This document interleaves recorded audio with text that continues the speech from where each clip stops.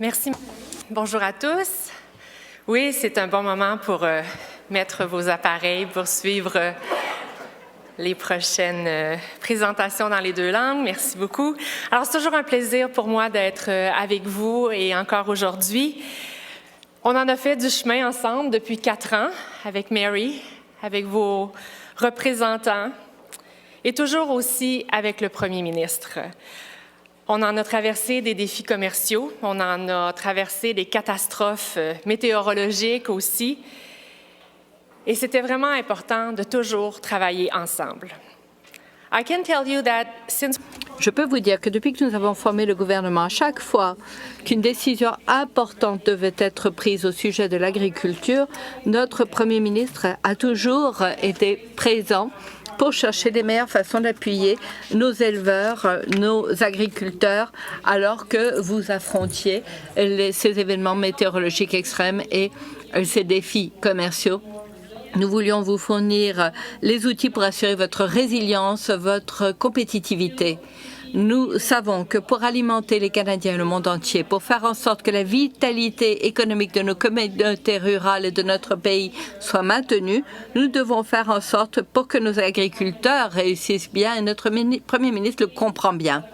Nous accueillons donc le Premier ministre du Canada, le très honorable Justin Trudeau.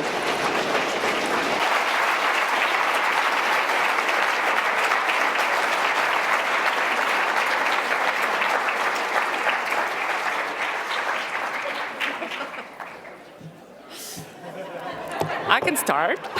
Bon, je peux démarrer. Il est dans l'hôtel. Je l'ai vu, je sais qu'il y est. Ne vous inquiétez pas. Alors, on va commencer par les questions, non? Non. Très sérieusement, voilà 4 ans que Mary et moi-même travaillons avec vous et ensemble. J'apprécie cette collaboration. C'est important que mon équipe maintienne le contact régulier. C'est encore plus important d'être sur le terrain avec vous tous. La meilleure partie de ma tâche, c'est d'aller vous voir, de voir quelle est votre réalité, comment nous pouvons vous appuyer. La partie la plus intéressante, je reviens d'une tournée dans le sud de l'Ontario. En ce moment, je suis partie de Niagara et j'ai fait le tour jusqu'à Guelph pour rencontrer des producteurs, des transformateurs, des scientifiques, des food bankers. Et on a un système alimentaire ici au Canada qui est absolument admirable. On a des gens qui sont passionnés, qui sont compétents et qui s'entraident. On travaille bien ensemble et il faut que ça continue. Je pense que c'est la clé du succès. Je sais qu'on met des défis parce que la crise climatique est très réelle. The climate crisis is... La crise climatique est très réelle et je pense que nous travaillons tous très fort pour vous appuyer de différentes façons pour faire en sorte que vous soyez toujours très productifs et très compétitifs. Alors, cela étant dit, nous accueillons le Premier ministre du Canada, le très honorable Justin Trudeau.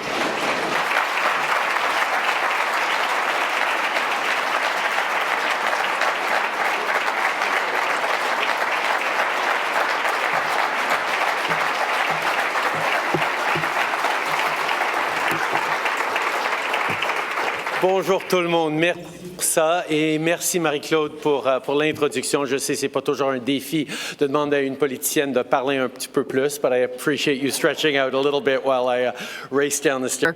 Mais j'apprécie que vous ayez parlé pendant que je m'empressais d'arriver. Vous ne le savez peut-être pas, mais Marie-Claude est assise juste à côté de moi à la table du cabinet, ce qui signifie que chaque fois qu'un enjeu se présente au sujet de l'agriculture, au sujet des familles rurales, au sujet de pratiquement quoi que ce soit qui vous tient à cœur, elle est là et elle peut se pencher vers moi et me rappeler de ce qui compte le plus pour votre communauté partout au pays. Et je dois dire que vous avez beaucoup de chance à l'avoir à défendre vos intérêts. J'ai de la chance de pouvoir compter sur elle. Aussi, merci. Je suis heureux d'être ici avec les députés Cody Blois et Francis Drouin, secrétaire parlementaire.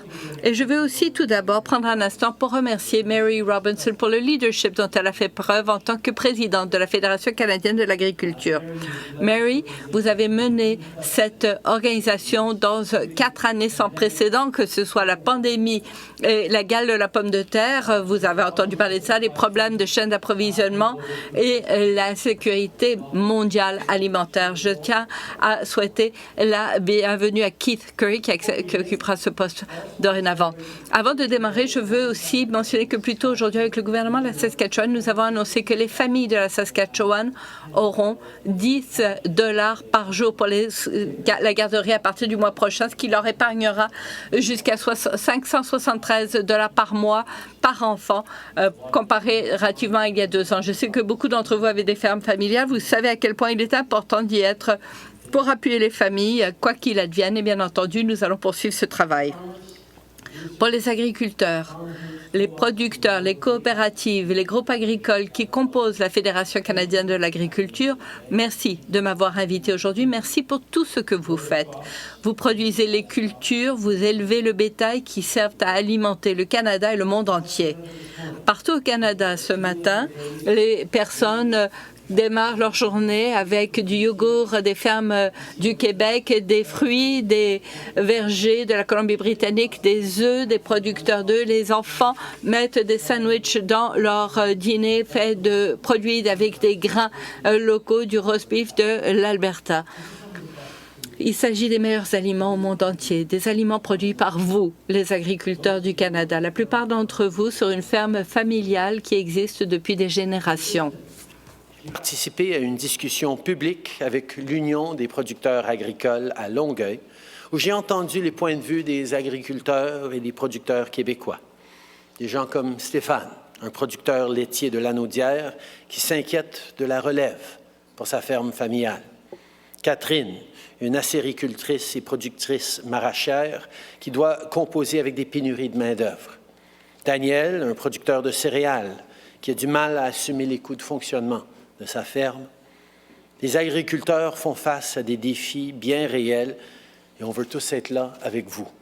On veut être là pour que vous puissiez continuer de produire les aliments de qualité tout en restant résilient. Climate change.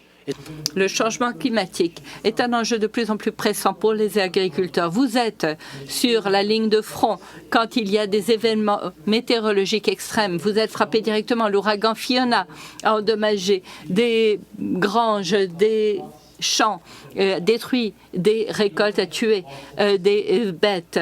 L'île du Prince-Édouard a perdu un tiers de ses arbres à fruits. Vous avez subi des sécheresses, des inondations et des feux de forêt.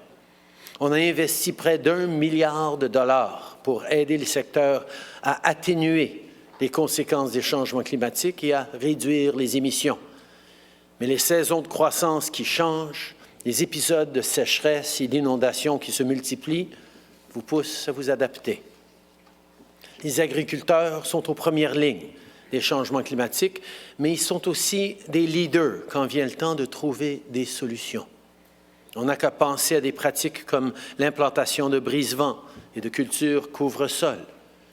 Et vous rendez vos fermes plus efficaces et productives en adaptant la gérance des nutriments 4B et en utilisant des technologies de précision comme le GPS et les drones. Pour vous épauler dans votre travail, on fait des investissements majeurs dans des programmes comme le Fonds d'action à la ferme pour le climat, Solutions agricoles pour le climat et le programme des technologies propres en agriculture. Notre but, c'est d'aider les agriculteurs, les scientifiques et les groupes autochtones à élaborer et adopter des pratiques de gestion durable. On veut tous la même chose, de l'air pur, de l'eau propre, un sol et des troupeaux en santé et de l'abondance pour des années et des décennies à venir. You guys are worried about climate change. Vous êtes inquiets du changement climatique et d'autres enjeux aussi. En plus de tout cela, il y a beaucoup de désinformation qui circule. Vous avez peut-être lu certains renseignements en ligne qui vous causent des soucis. J'étais à Langley, en Colombie-Britannique, jeudi dernier, et qui m'a demandé pourquoi nous obligions 30% de réduction de l'utilisation des engrais. Alors, je veux être parfaitement clair, je l'ai été avec lui aussi. Nous consultons les agriculteurs et l'industrie au sujet d'un programme volontaire, pas obligatoire, de réduction des émissions dues aux engrais et pas l'utilisation des engrais. Et j'ai entendu directement de vive voix que les façons d'utiliser les engrais de façon plus efficace étaient importantes tant pour la durabilité, la résilience de notre environnement, mais aussi pour votre rendement. La durabilité financière. On sait que les agriculteurs font face à des réalités différentes de celles de bien d'autres Canadiens. C'est pourquoi on vient d'annoncer le partenariat canadien pour une agriculture durable, conclu avec l'ensemble des provinces et des territoires, qui va entrer en vigueur le 1er avril. C'est un investissement de 3,5 milliards de dollars. C'est une augmentation de 25% par rapport au dernier partenariat et il a été élaboré en fonction de priorités que vous avez exprimées. Après les coupures du gouvernement précédent, on a renforcé les programmes de gestion des risques de l'entreprise pour vous offrir une meilleure couverture en cas de difficulté. We're investing to help you adopt. Nous investissons pour vous aider à adopter des technologies et des pratiques qui sont bonnes non seulement pour l'environnement, mais aussi bonnes pour votre rentabilité. Le prix imposé à la pollution vise à réduire les émissions, à lutter contre le changement climatique et c'est une façon de remettre de l'argent dans les poches des Canadiens, y compris les agriculteurs, là où on se sert du système fédéral. C'est pour cette raison que pour les agriculteurs spécifiquement, nous avons exempté l'essence et le diesel du prix sur la production. Et nous avons aussi des crédits d'impôt pour d'autres compétences pour le recours au propane et au gaz naturel. De plus, les familles dans les collectivités rurales, comme les fermes familiales, ont une bonification des incitatifs 4 fois par année. Nous avons aussi fourni un financement pour aider les producteurs à investir dans des technologies propres qui servent à réduire vos coûts énergétiques. Par exemple, nous aidons les producteurs à acheter des séchoirs à grains plus efficaces. Il y a aussi des préoccupations au sujet de l'inflation des taux d'intérêt à l'échelle mondiale qui sont un coup dur pour vous tous. Les perturbations des chaînes d'approvisionnement dues à la guerre illégale de Poutine ont une incidence sur vous. Et les produits alimentaires ont augmenté quand la Russie a choisi de se servir des aliments comme armes et a réduit les exportations de grains dont dépendaient beaucoup de pays. C'était d'une cruauté inimaginable et cela montre à quel point la contribution des agriculteurs est si essentielle. Le Canada fait sa part pour appuyer les agriculteurs en Ukraine, mais nous savons que cette situation mondiale a une incidence pour les producteurs canadiens aussi. Tout simplement, ça devient plus coûteux d'exploiter une ferme. Et des programmes comme les paiements anticipés fournissent des prêts sans intérêt pour que vous puissiez vous permettre les carburants, les engrais, les semences dont vous avez besoin. Et nous avons augmenté la limite sans intérêt à 200 000 $ entre l'an dernier et cette année. J'ai entendu vos préoccupations. Notre gouvernement cherche constamment d'autres solutions pour continuer à vous appuyer.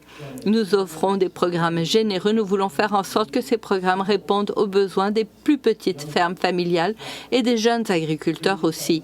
Le gouvernement antérieur avait des antécédents de coupures budgétaires par rapport à l'agriculture. Nous pensons qu'il faut vous appuyer, pas pour vous prendre pour acquis. Voilà pourquoi nous allons continuer à investir dans l'agriculture. Réussite à long terme des agriculteurs canadiens et d'aider vos entreprises à prospérer. Il vous faut plus de travailleurs pour faire croître vos entreprises. C'est pour ça qu'on a haussé nos cibles d'immigration et qu'on étend les permis de travail aux membres de la famille des travailleurs étrangers temporaires. Et on écoute vos idées sur la façon d'éliminer les pénuries de main-d'œuvre. On bâtit également des chaînes d'approvisionnement résilientes avec des réseaux routiers, ferroviaires et portuaires qui permettent de transporter vos produits vers les marchés à travers le Canada et partout dans le monde. Nous avons des accords de libre-échange avec 51 pays qui représentent 2/3 du PIB mondial. Et en 2022, l'agriculture et l'agroalimentaire aura des exportations qui auront atteint un niveau record de 93 milliards de dollars, ce qui dépasse notre cible de 75 milliards d'ici 2025 avec des années d'avance. Pour continuer sur cet élan, dans le cadre de notre stratégie Indo-Pacifique, nous allons ouvrir notre tout premier bureau de l'agriculture et de l'agroalimentaire en Asie. La population asiatique, les économies sont en croissance et on aura besoin de plus de canola, de porc du Canada et toutes sortes d'autres produits de qualité du Canada. Nous agissons aussi pour que le Canada reste le fournisseur de premier choix. Nous voulons appuyer la durabilité du système. Ici, au Canada aussi, la gestion de l'offre est une garantie de qualité, une garantie de stabilité pour la prochaine génération. Il s'agit d'un système qui a très bien fonctionné depuis plus de 40 ans et qui continuera à fonctionner. Quand nous avons renégocié l'ALENA, nous avons obtenu une bonne entente pour l'ensemble de l'économie du Canada. Mais parce que le président ciblait spécifiquement les producteurs laitiers, il nous a fallu indemniser les producteurs dans la gestion de l'offre pour obtenir cette entente. Nous avons maintenant livré une compensation juste et complète aux producteurs de lait, d'œufs et de volaille. Je promets aux Canadiens que jamais plus le système de gestion de l'offre du Canada ne sera-t-il négocié dans des ententes commerciales. Il y a un projet de loi devant la Chambre des communes qui va entériner cela dans la loi pour faire en sorte que les gouvernements à venir respectent cette promesse. La gestion de l'offre est importante non seulement pour les producteurs laitiers, mais pour l'ensemble des communautés agricoles parce qu'il s'agit d'une stabilité pour leur communauté et l'ensemble du secteur peut compter là-dessus. En tant qu'agriculteur, vous travaillez la terre, vous élevez les animaux, vous alimentez le Canada, vous alimentez le monde entier, vous aimez ce que vous faites. C'est une tâche ardue, c'est une tâche essentielle et tous les Canadiens vous sont reconnaissants. Nous avons vu pendant la pandémie les anxiétés au sujet des chaînes d'approvisionnement et nous avons vu que beaucoup trop d'entre nous prenons pour acquis le travail acharné que vous faites au jour le jour. Les Canadiens commencent à bien comprendre que plus que jamais, votre rôle est essentiel. Il nous faut pouvoir nous fier sur des aliments locaux de grande qualité pour ces aliments dont nous dépendons et qui servent à appuyer nos familles, notre économie plus forte, un avenir plus fort pour tous. Il faut que la prochaine génération soit là pour continuer à produire les aliments de qualité qui font la réputation du Canada. Il faut qu'il y ait un bon avenir pour la relève. So now I'm looking forward to opening. Et maintenant, j'ai hâte d'entendre vous tous, puisque en tant que leader, nous devons participer à un dialogue pour tout ce que nous représentons, pour y être, pour répondre à vos besoins d'aujourd'hui et de l'avenir, pour renforcer les fermes familiales et pour bâtir une agriculture plus résiliente qui est un aspect essentiel d'une économie qui fonctionne pour l'ensemble des Canadiens. J'ai très hâte à vos questions. Merci beaucoup de m'avoir invité aujourd'hui. Merci.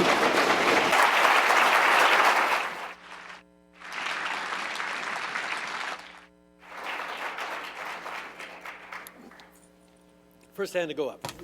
Première main levée, voilà.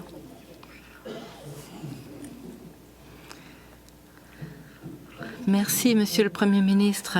Je suis agricultrice et je suis conseillère en récolte dans la vallée d'Ottawa. Et s'occuper de nos familles, c'est essentiel pour notre gain. Nous voulons que le Canada atteigne ses cibles environnementales, mais nous devons pouvoir avoir accès à des engrais abordables, des innovations et du capital de travail pour le faire. Essentiellement, nous ne pouvons pas être verts si nous sommes dans le rouge. Est-ce que vous-même et votre équipe songent à la durabilité économique dans votre processus décisionnel? Absolument. Écoutez, merci pour cette question. Merci pour tout le travail que vous faites.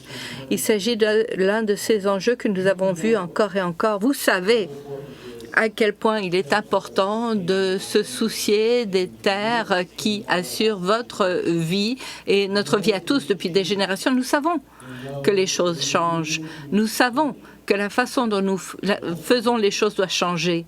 Mais nous savons que tous collectivement, nous devons vous appuyer dans cette période de changement. Absolument. Il nous faut travailler avec vous pour créer ces innovations, ces solutions qui vont protéger votre terre, ce pays, l'environnement pour les générations à venir.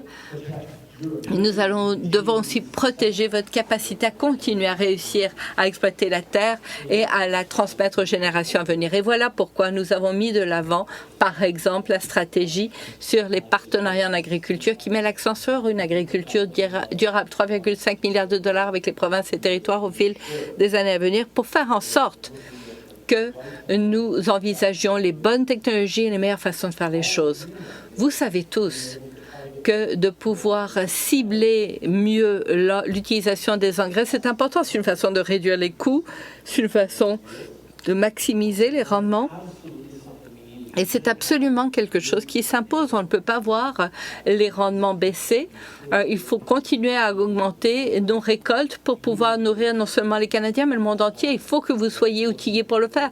Alors qu'il s'agisse de réduire le prix des engrais, essayez de vous appuyer pendant cette période difficile où le coût des engrais a augmenté à cause de la décision de la Russie d'envahir l'Ukraine. Il nous faut y être pour vous appuyer de différentes façons, mais nous devons aussi y être pour ce type d'innovation technologique qui seront un aspect essentiel pour que le monde puisse se nourrir dans un contexte d'une économie net zéro en 2050. Alors oui, absolument, nous y serons.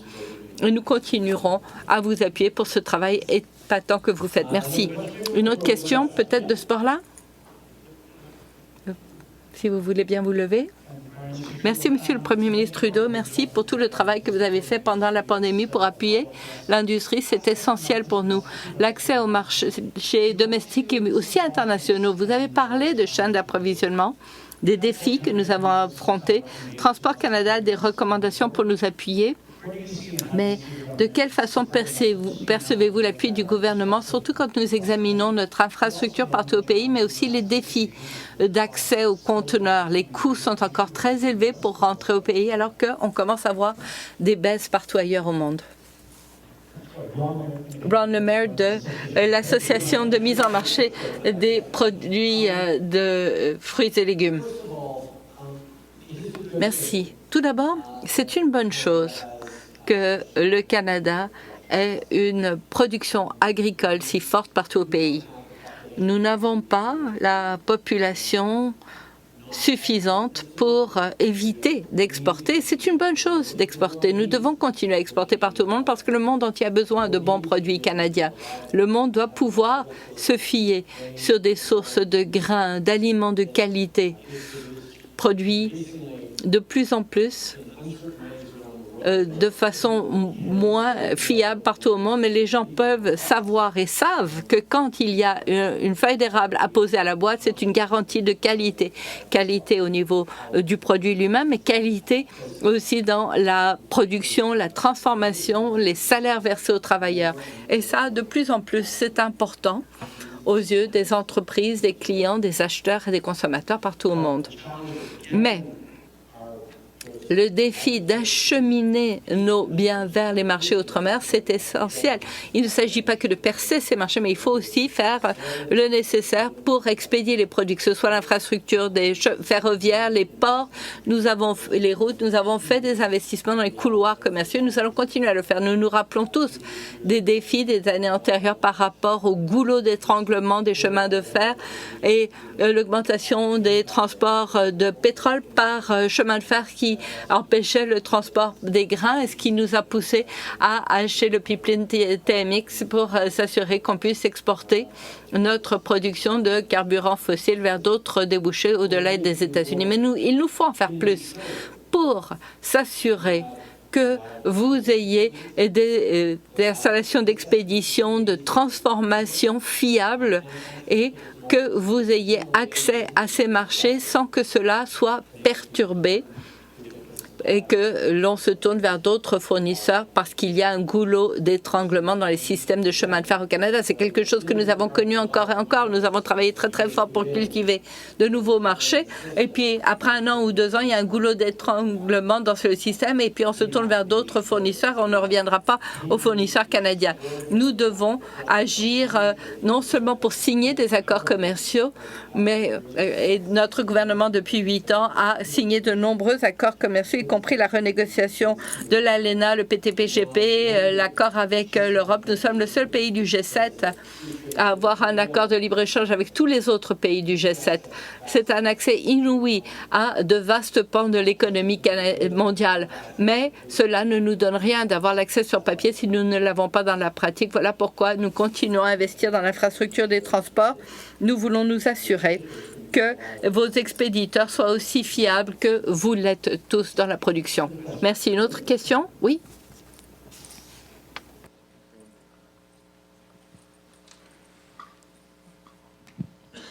Hi.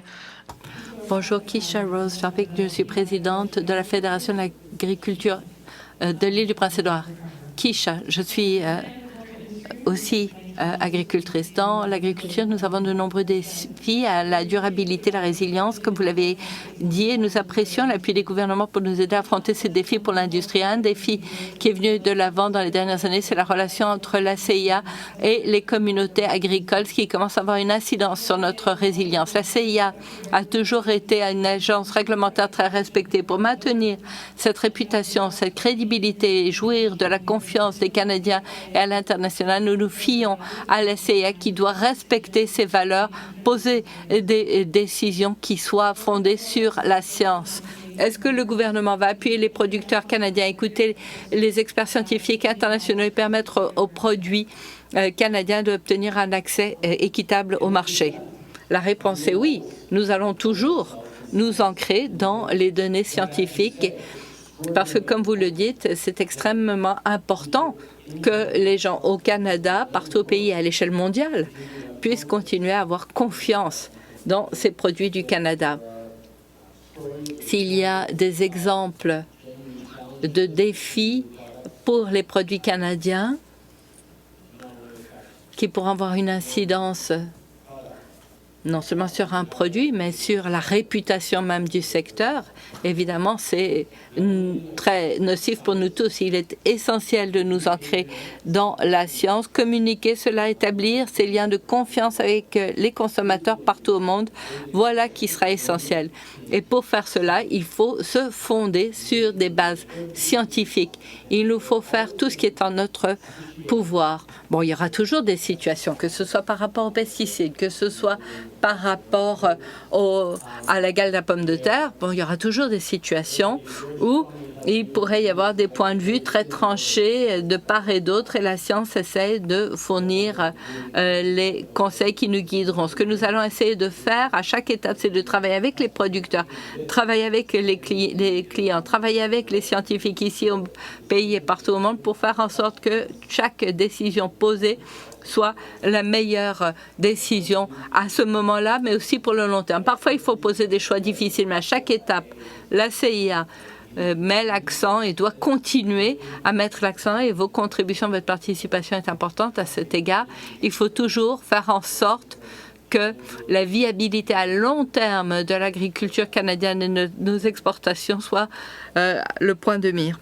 Merci pour cette question. Une autre question? Oui, là. Monsieur Trudeau, Julie Bissonnette, je suis vice-présidente de la table pan-canadienne La Relève et productrice laitière à Drummondville, entre Montréal et Québec. Donc, vous en avez parlé tantôt, la relève agricole et la situation actuelle, la hausse des taux d'intérêt, la hausse des intrants, l'inflation et tout. Les jeunes, ils vous en ont parlé il y a 2 semaines, là, mais les jeunes ont beaucoup de pression actuellement. Certains me disent qu'ils se laissent une année pour voir qu'est-ce qu'ils vont faire avec l'avenir de leur ferme. C'est très inquiétant. Je voulais voir votre réponse. Qu'est-ce que vous leur répondez pour les rassurer? Puis concrètement, qu'est-ce qui va arriver? Merci beaucoup. Bien, tout d'abord, il faut reconnaître qu'on est dans un moment extrêmement difficile maintenant. L'inflation, où on est, les taux d'intérêt à des niveaux très hauts, les défis au niveau des chaînes d'approvisionnement qui ont été perturbés par la pandémie, perturbés encore par la guerre en Ukraine et en Europe, on comprend que c'est un moment extrêmement difficile, particulièrement pour les jeunes, particulièrement pour les petites entreprises, pour les petites fermes familiales. C'est pour ça que le travail qu'on est en train de faire avec Marie-Claude, c'est vraiment de voir quel genre d'aide ponctuelle on peut donner en ce moment-ci pour passer à travers ces moments difficiles. Parce que je pense que tout le monde ici comprend bien qu'il va y avoir des bonnes années, des mauvaises années. Mais une année trop mauvaise ou trop d'années mauvaises d'affilée, c'est pas durable, c'est pas soutenable.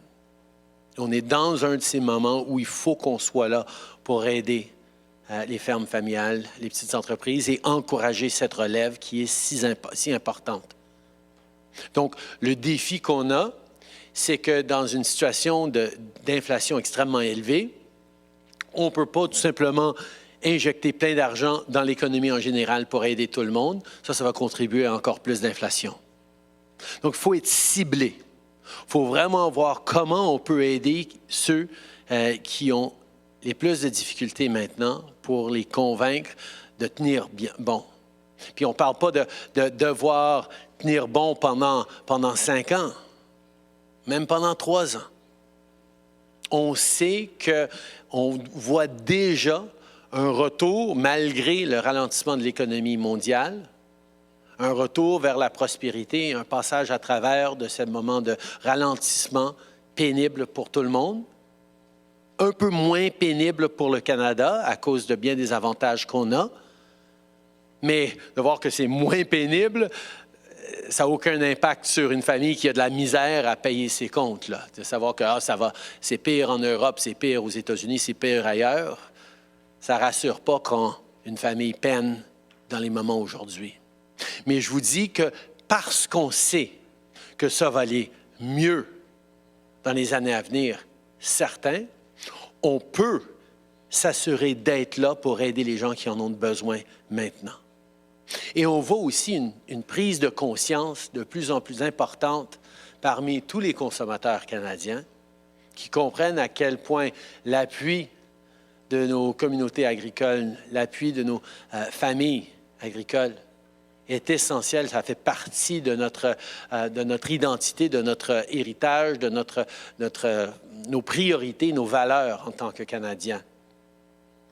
Oui, ça peut être pris pour acquis des fois, mais je pense que, comme j'ai dit, cette pandémie, cette peur de chaîne d'approvisionnement durable et fiable, on sait qu'on peut compter les uns sur les autres au Canada, puis on va continuer d'être là. Et j'espère que cette fierté que les jeunes peuvent et doivent avoir de contribuer de façon tellement essentielle au bien-être des Canadiens, qui sera reconnu par les gouvernements avec les investissements pour les appuyer, mais aussi par les Canadiens qui en font une fierté de consommer des produits canadiens, va encourager le plus de jeunes possible à tenir bon pendant ces moments difficiles, parce qu'on va être là pour eux et on sait qu'ils vont en profiter dans les années à venir.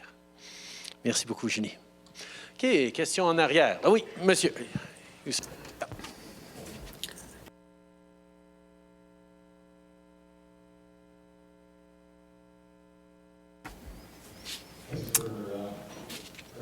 Merci d'être venu, Monsieur le Premier ministre. Votre nom? Tyler Fulton, Canadian Cattle Association.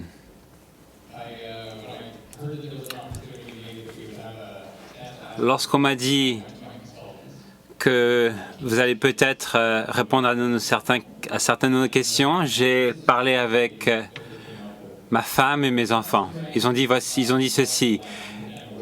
Les producteurs aiment la terre, veulent la protéger et veulent protéger ces terres pour les générations futures. Les terres capturent des émissions, mais on a besoin d'aide. Les terres agricoles réduisent, disparaissent. Beaucoup de ces terres sont vendues. Est-ce que le gouvernement du Canada va-t-il prendre l'initiative en donnant des initiatives aux producteurs de bétail pour continuer à protéger les terres?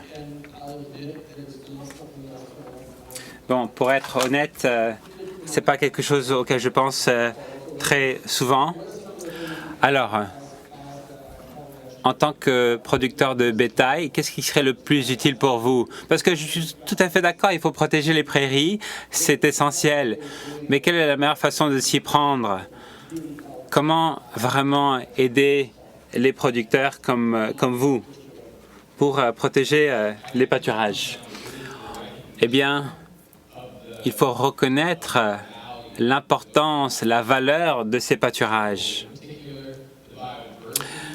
notamment la biodiversité de ces pâturages, de ces paysages. C'est une question qu'on peut poser à la société en général. Est-ce qu'on valorise ces prairies, ces pâturages? Parce que si on le fait vraiment, eh bien, le seul mécanisme pour protéger ces pâturages, c'est d'encourager la protection de ces pâturages. Bien, écoutez, ces commentaires me sont fort utiles. Écoutez, en tant que pays, lors de la COP 15, on a pris une initiative pour protéger la biodiversité, l'environnement.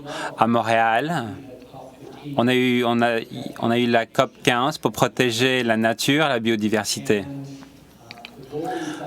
L'objectif qu'on s'est donné, 25% des terres protégées et de nos océans d'ici 2025, 30% d'ici 2030.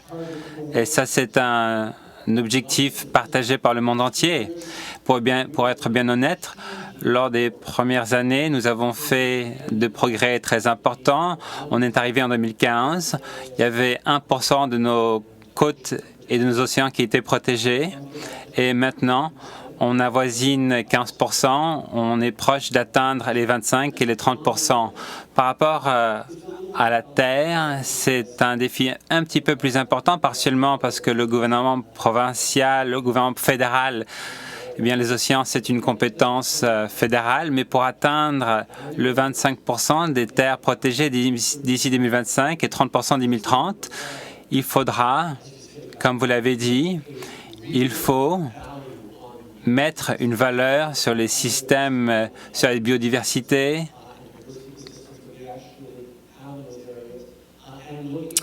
Et il faut voir comment nous pouvons nous doter de mécanismes et d'appuis.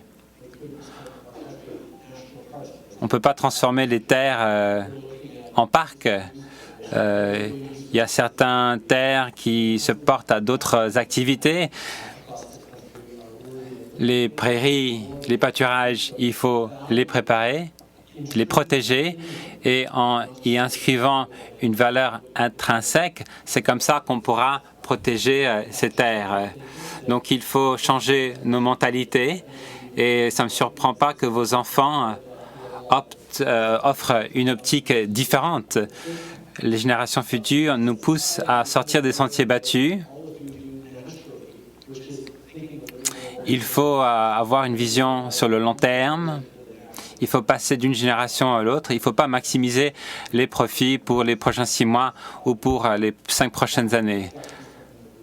C'est quelque chose auquel il faut penser davantage et j'ai très hâte à entendre tes idées pour pouvoir protéger ces prairies et pâturages.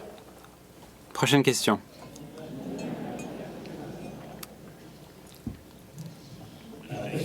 Merci, Monsieur le Premier ministre. Super Bowl, producteur de cerises en Colombie-Britannique. Peut-être vous connaissez ce nom, Chancho Bell. Bref. Tu as produit les meilleurs épinards. On a partagé un repas ensemble. Je vais te raconter cette histoire, mais avant, tu peux poser ta question. Alors, ce n'est pas vraiment une question, c'est plutôt un commentaire pour susciter des discussions. Ce qui me traverse l'esprit en ce moment, c'est comment le public perçoive l'agriculture. Il y a quelques années, tout le monde connaissait bien le milieu agricole, mais avec le temps, cette connexion s'effrite. Beaucoup de gens connaissent seulement l'épicerie.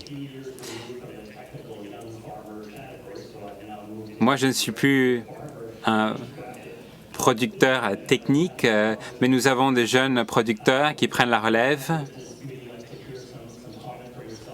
Alors, ma question est la suivante. comment valoriser l'agriculture, comment faire en sorte que l'agriculture devienne prioritaire. J'ai vu tes allocutions durant la COVID-19, durant la pandémie COVID-19. Ça lui a pris du temps pour pour que vous parliez de l'agriculture. Il faut avoir cette discussion. Il faut tendre la main à la génération future. Alors, par rapport aux Québécois, on dit souvent que tous les Québécois sont à 2 ou 3 générations proches de l'agriculture. C'est la raison pour laquelle l'agriculture est très importante à l'échelle politique au Québec. Mon grand-père, mon grand-père a grandi sur la ferme de son père. Dans le même temps, il faut se rappeler que le Canada est un des pays les plus urbanisés au monde. Il y a 150 années, 150 ans, et c'était l'inverse. On était beaucoup plus rural qu'urbain. Maintenant, on est 80% urbain et 20% rural. Cependant, la mentalité qui commence à se présenter, alors que les Canadiens essaient de rester en santé, essaient de transmettre des idéaux à leurs enfants. Les Canadiens sont conscients de l'origine de leurs aliments, se tournent de plus en plus vers des produits biologiques, vers des marchés locaux. Je pense qu'avec le temps, les Canadiens apprécient de plus en plus le rôle important joué par l'agriculture. Et les communautés rurales jouent un rôle très important dans le quotidien de tous les Canadiens. Tout au long de la pandémie, avec la communication, la télécommunication, il y a beaucoup de télétravail en milieu rural.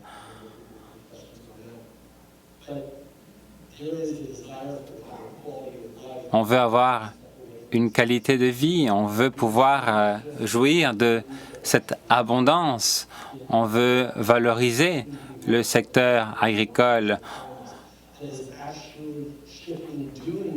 on veut entamer ce changement. On ne veut pas se tourner vers le passé, où on avait un lien avec les terres.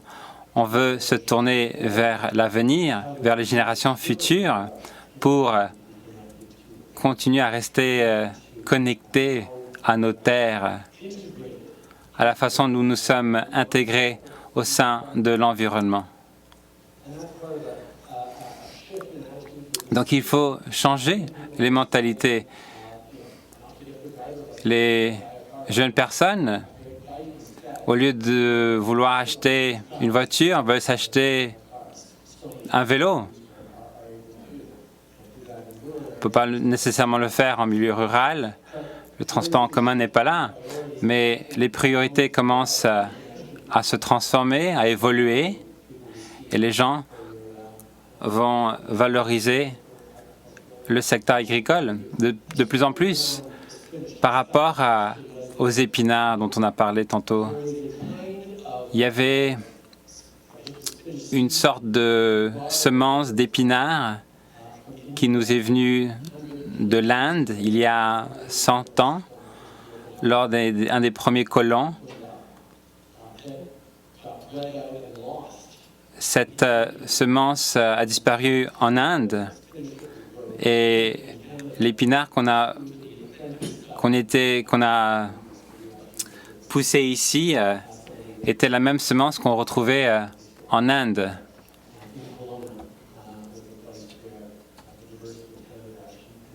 Donc on a pu protéger quelque chose qui avait disparu en Inde. Une dernière question vers le fond.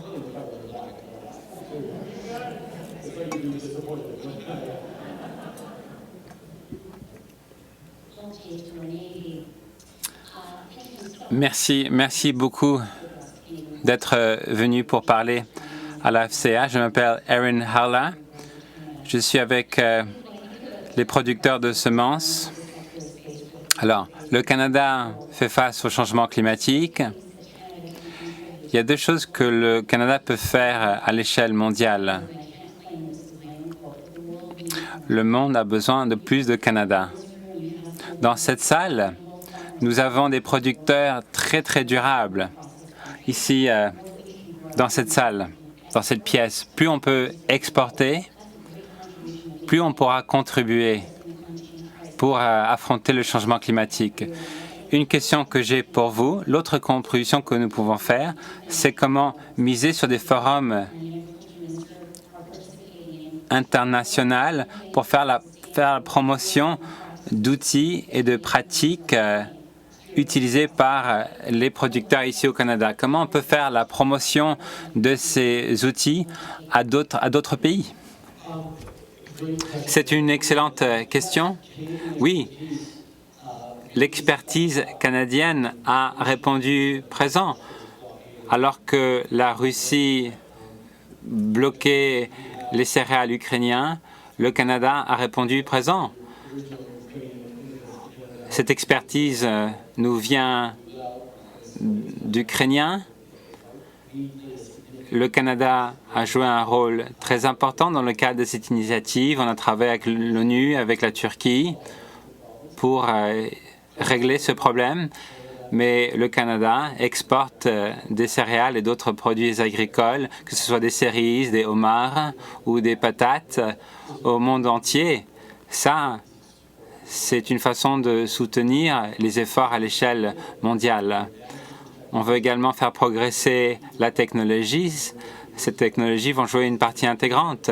J'ai visité une vignoble récemment. Ils se servaient de drones pour cartographier les parties sèches du vignoble, comment optimiser la production. Donc, c'était bien de voir ce genre de technologie utilisée sur ces vignobles. Mais je me suis dit que cette technologie va se répandre avec le temps, pas seulement pour les Canadiens, mais pour d'autres personnes. Tout ça, c'est alimenté par l'innovation canadienne. J'ai vu à l'Université de Saskatchewan, on se servit de technologies de drones pour évaluer la récolte et le niveau de saturation. Donc, le Canada peut contribuer sur deux fronts, en exportant des produits, mais également en apportant des solutions et en développant des technologies pour permettre aux producteurs partout au monde. En ce qui concerne la discussion qu'on a avec le reste du monde, on a beaucoup négocié dans le cadre d'ententes commerciales. Pourquoi? Eh bien, le Canada regorge de ressources naturelles. Notre population est assez faible, c'est la raison pour laquelle on se tourne vers le commerce extérieur, alors que le monde se tournait vers le protectionnisme. Depuis quelques années, le Canada continue de prendre des initiatives à signer des ententes commerciales qui profiteraient à tout le monde, pas seulement aux grandes compagnies multinationales. C'est la raison pour laquelle nous avons engagé des discussions avec d'autres pays. On a parlé des droits de douane, comment avancer vers un monde durable pour pouvoir nourrir tout le monde. C'est une conversation qui va se poursuivre. Le Canada va continuer à répondre présent en Afrique, en Asie. On affronte la pauvreté, on affronte des événements météorologiques extrêmes, tout ça causé par le changement climatique. Le Canada va continuer à concevoir des solutions et partager ces solutions avec le reste du monde. Quand vous vous présentez comme universitaire canadien, comme ONG canadienne, comme humanitaire canadien, personne ne pense que le Canada est là pour vous imposer leur vision, pour vous conquérir. Nous sommes toujours là pour aider. Et les Canadiens peuvent jouer un rôle très important pour façonner le monde. On peut se servir de nouvelles technologies. Vous pouvez vous servir de ces récoltes plus résilientes. C'est exactement ce qu'on essaie d'accomplir. on se replie pas sur nous-mêmes, on n'essaie pas de servir nos propres intérêts, on essaie de servir les intérêts de tout le monde. On essaie de protéger notre réputation, l'améliorer. Donc, il faut voir qu'est-ce qu'on fait bien ici au Canada et comment on peut partager avec le reste du monde. Ça va être très, très important, pas seulement pour le bien-être du monde, mais également pour le bien-être des Canadiens. Plus de croissance, plus de stabilité. Eh bien, tout le monde pourra en profiter. Alors, pour terminer, merci pour tout ce que vous faites. Je sais que c'est pas facile. Au jour le jour, vous vous réveillez très tôt le matin. Vous bâtissez un avenir pour votre famille, pour votre collectivité, mais également pour tous les Canadiens. Souvent, on oublie ça, on ne vous remercie pas assez. Vous faites un travail que vous aimez, mais on a la chance de vous avoir parce que les Canadiens ont besoin de vous et on va continuer à être un allié de votre secteur et on va souligner l'importance de tout ce que vous faites. Merci beaucoup.